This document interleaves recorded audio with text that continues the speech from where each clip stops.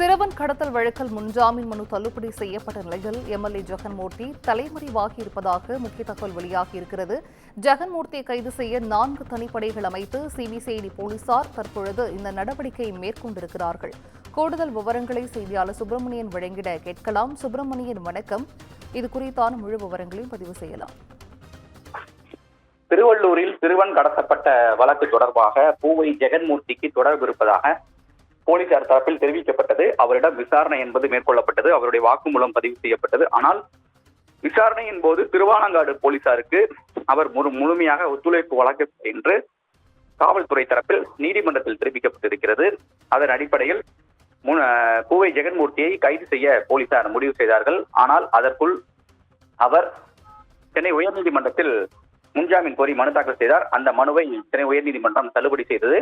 இந்த வழக்கில் ஜெகன்மூர்த்தி மீதான குற்றச்சாட்டில் முகாந்திரம் இருப்பதாக உயர்நீதிமன்றமே தெரிவித்திருந்தது. அதன் அடிப்படையில் அவருடைய முன்ஜாமீன் மனு தள்ளுபடி செய்யப்பட்டது.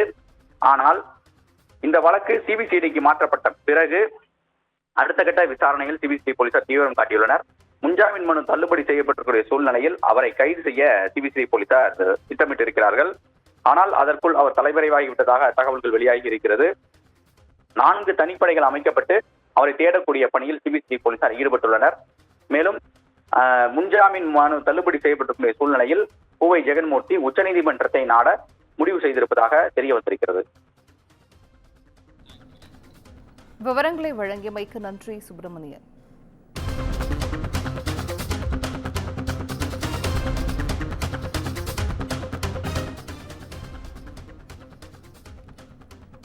எம்எல்ஏ பூவை ஜெகன்மூர்த்தி தலைமறைவாகியிருப்பதாக தற்போதைய ஒரு முக்கிய செய்தி வெளியாகி இருக்கிறது. 4 தனிப்படைகள் அமைத்து அவரை பிடிக்க சிபிசிஐடி போலீசார் திட்டமிட்டு வருகிறார்கள். சிறுவன் கடத்தல் வழக்கில் முன்ஜாமீன் மனு தள்ளுபடி செய்யப்பட்ட நிலையில் எம்எல்ஏ ஜெகன்மூர்த்தி தலைமறைவாகியிருக்கிறார். ஜெகன்மூர்த்தியை கைது செய்வதற்காக மொத்தம் 4 தனிப்படைகளை அமைத்து சிபிசிஐடி போலீசார் நடவடிக்கை மேற்கொண்டுள்ளனர். ஜெகன்மூர்த்தி மீது சட்ட நடவடிக்கை எடுப்பது தொடர்பாக சிபிசிஐடி போலீசார் ஆலோசனை மேற்கொண்டு வருவதாகவும், இதனிடையே முன்ஜாமீன் கோரி ஜெகன்மூர்த்தி உச்சநீதிமன்றத்தை நாட இருப்பதாகவும் தற்போதைய முக்கிய தகவல் வெளியாகி இருக்கிறது. இது குறித்து பார்த்து வருகிறோம்.